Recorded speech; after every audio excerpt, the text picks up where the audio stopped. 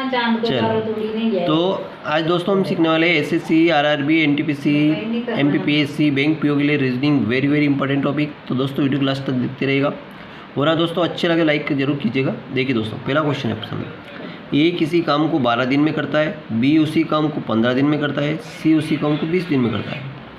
अब कह रहा है कि देखो इसमें क्या हुआ कि ए ने 2 दिन काम किया, बी ने 3 दिन काम किया, सी ने 4 दिन काम किया, शेष काम को डी ने 13 दिन में पूरा किया। शेष जो काम बचा उसको डी ने 13 दिन में पूरा किया। तो डी अगर अकेला करता तो कितने दिन लगते हैं? डी अगर इस काम को अकेला करता तो कितने दिन लगते हैं?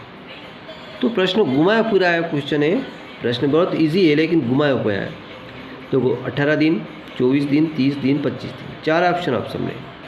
अब एक डी अगर एक और लड़का अलग है, ये कितने दिन में काम को पूरा करता?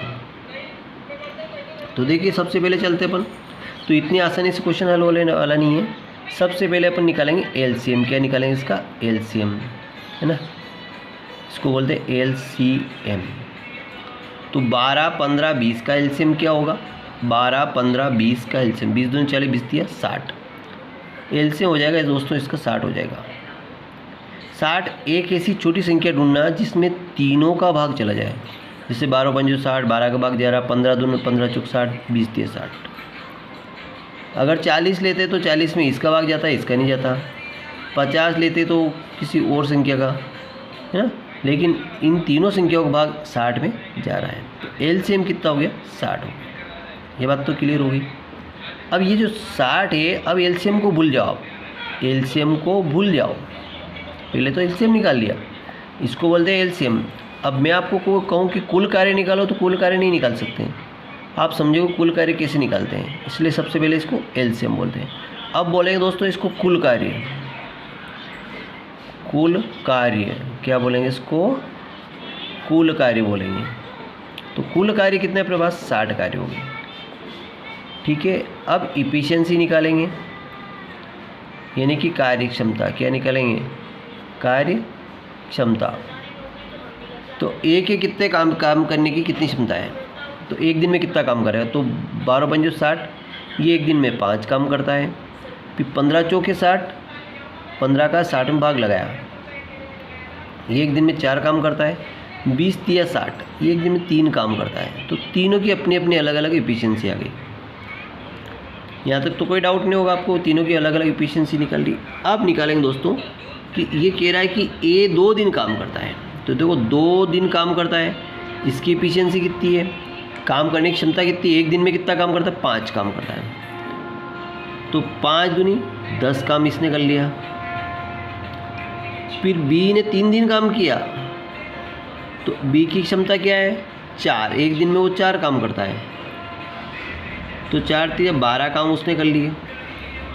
फिर सी ने 4 दिन काम किया, तो 4 इंटू इसकी जो एफिशिएंसी है वो 3 की है, तो 4 3 12। इतने काम तो इन 3 बच्चों ने कर लिए, 3 लोगों ने काम कर लिए। तो कितने हो गए? देखो इनको जोड़ लेते हैं अपन तीनों को। तो 12 दूनी 24 और 10 34 काम हो गए, है ना।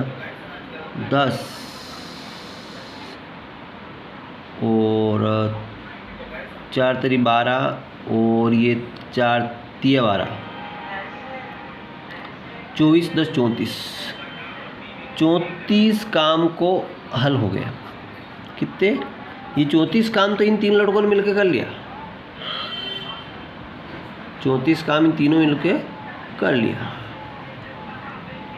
तो 10 में से 4 गए तो 6 बचे, 5 में 2 गए, 3 गए तो 2 बचे, यानी कि 26 कार्य और शेष बचे। शेष कार्य कितना बचा? 26 कार्य बचा। 26 कार्य और शेष बचा। कोई भी काम हुआ वो 26 शेष बचे।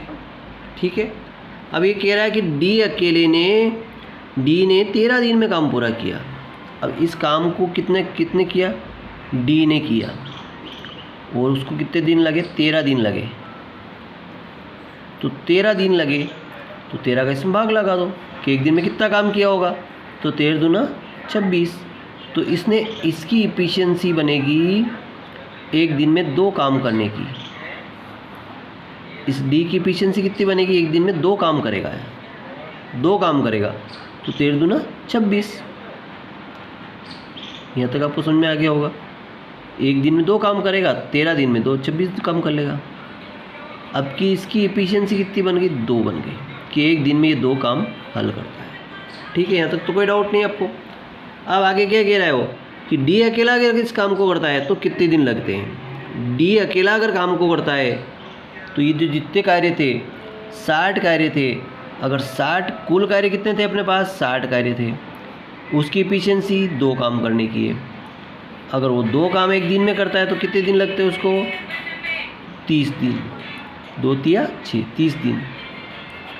क्यों 30 दिन लगते तब जाके वो काम पूरा कर पाता है, क्योंकि उसकी एफिशिएंसी इतनी है, एक दिन में 2 ही काम करता है वो। एक दिन में उसकी कार्य क्षमता एक दिन में 2 काम करने की है। अगर उसको 60 काम करने के दो तो उसको 30 दिन लगते हैं।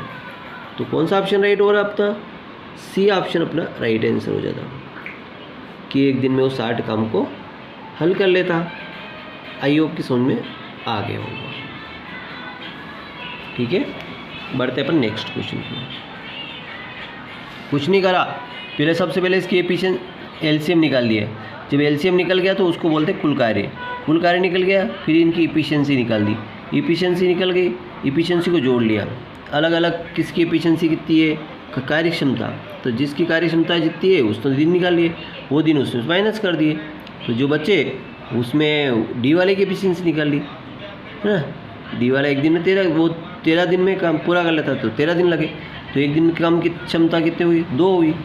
जब एक दिन में 2 काम करता है तो 60 काम करने में उसको 30 दिन लगेंगे। तो डी ऑप्शन उसका राइट आंसर। थैंक यू दोस्तों। नेक्स्ट क्वेश्चन पे बढ़ते हैं अपन। वीडियो अगर अच्छा लगे लाइक करें, चैनल सब्सक्राइब करना भूलें। Thank you.